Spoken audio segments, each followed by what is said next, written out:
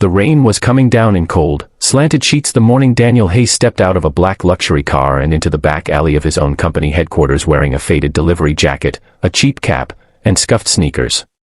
By the time he reached the service entrance with 2 cardboard food boxes in his hands, he looked less like the billionaire founder of Hayes Media Group and more like a man who had spent the night working double shifts just to keep the lights on.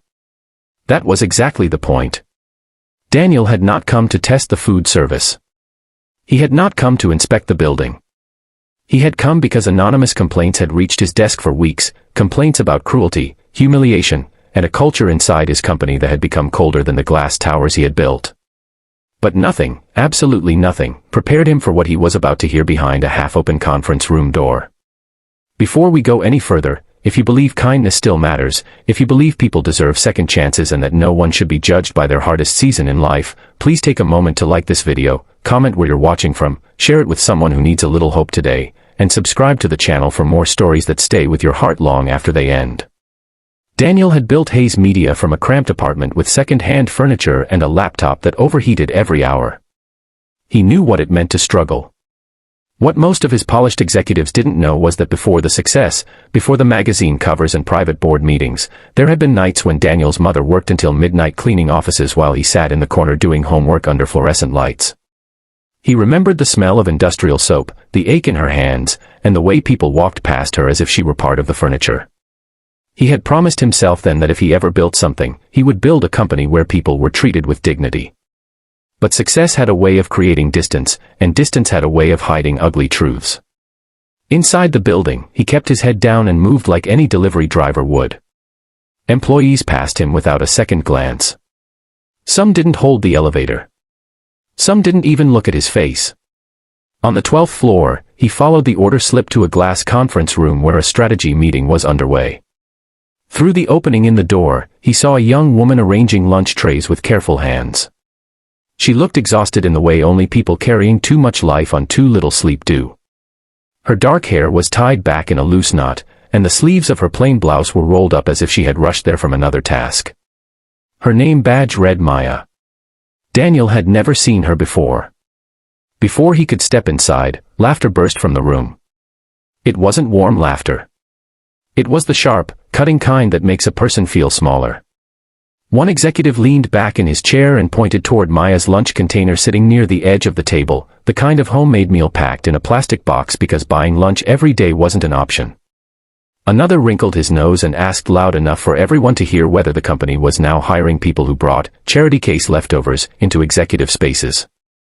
A woman near the projector covered her mouth while smiling, and someone else muttered that single mothers always had an excuse for being late, tired, or distracted, as if motherhood and poverty were moral failures instead of battles fought in silence.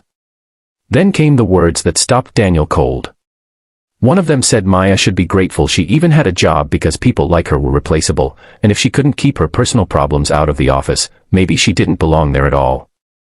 Daniel stood motionless in the hallway, rainwater still dripping from his jacket cuffs, his hands tightening around the cardboard box until the edges bent. He looked at Maya. She didn't defend herself. She didn't cry.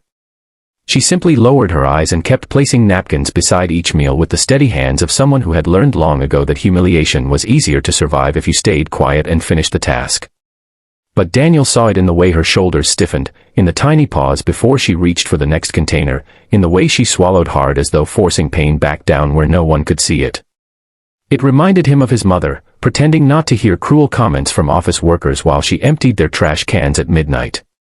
What Daniel learned over the next hour shattered him even more. He quietly asked a janitor about Maya and discovered she wasn't part of catering at all.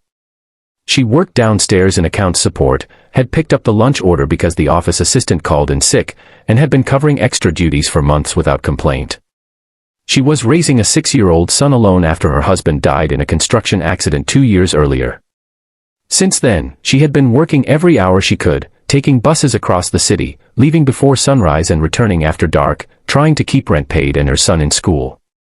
She had turned down sympathy from everyone because sympathy didn't buy medicine, school shoes, or groceries.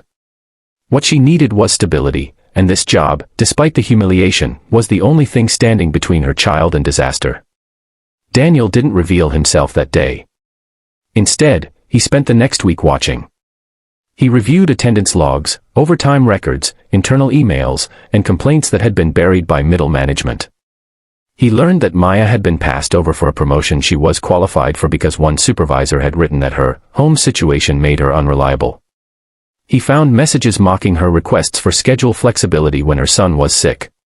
He discovered that the same executives who preached leadership at public conferences had built a private culture of cruelty inside glass meeting rooms, where struggling employees became entertainment over catered lunches and expensive coffee. The following Friday, Daniel called an all-hands meeting in the main auditorium. Every executive from the 12th floor sat in the front row, confident and polished, expecting another quarterly update. Maya slipped into the back, hoping not to be noticed. When Daniel walked onto the stage, the room fell silent. Then the giant screen behind him lit up, not with sales numbers, but with a security still from the conference room, a delivery driver standing outside the door, holding 2 food boxes, listening. The color drained from several faces in the front row before Daniel said a single word. He spoke slowly, not with anger at first, but with disappointment so deep it seemed to settle over the room like a weight. He told them about the company he had wanted to build and the mother who had taught him that dignity costs nothing to give but means everything to the person receiving it. Then he described exactly what he had heard in that room, the laughter, the mockery, the contempt for a woman who was doing everything in her power to survive. He said that a company's character is not measured by profits, but by how it treats the people with the least power in the room. And then he did something no one expected. He asked Maya to come to the stage. She walked forward trembling, clearly terrified, probably certain she was about to be exposed in some way that would make everything worse. Instead, Daniel stepped down from the stage, met her halfway, and handed her the microphone only so he could say into his own, for the whole room to hear, that the bravest person in the building was not a vice president, not a board member, and not the CEO. It was a mother who had been carrying grief, bills, exhaustion, and responsibility without ever allowing her pain to become an excuse for giving up. He announced that Maya was being promoted to operations coordinator with a major salary increase, full childcare support through the company, and a hardship grant to help stabilize her family. He also announced a zero-tolerance policy for harassment, immediate terminations for the executives involved, and a new employee advocacy office reporting directly to him. Maya broke down then, not the dramatic kind of breakdown people perform for attention, but the quiet collapse of someone who had been strong for too long. She covered her mouth and cried into her hands while the room sat in stunned silence. Daniel put a respectful hand on her shoulder and told her she never should have had to earn basic respect by suffering in silence. In that moment, something changed in the room. People looked at Maya differently, not as a burden, not as gossip, not as background noise, but as a human being whose invisible battle had finally been seen. Months later, the culture at Hayes Media had changed in ways quarterly reports could never measure. Complaints dropped. Employee retention improved. Managers were trained to lead with accountability and empathy. Maya moved into a safer apartment, her son started smiling again, and for the first time in years, she allowed herself to imagine a future that was more than survival. Daniel often thought back to that rainy morning and the sound of laughter behind the conference room door. It had shocked him, yes, but it had also reminded him that the real test of leadership isn't what happens on stage, in interviews, or inside polished annual reports. It happens in the unseen moments, when someone vulnerable walks into a room and everyone else decides whether to make their burden lighter or heavier.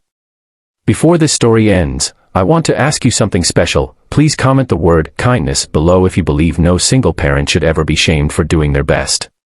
And if this story touched your heart even a little, if it reminded you that compassion can change the course of someone's life, please like this video, leave a comment, share it with someone who still believes in humanity, and subscribe to the channel. Because sometimes the most powerful thing we can do is refuse to become the kind of world that laughs at people who are already carrying more than enough.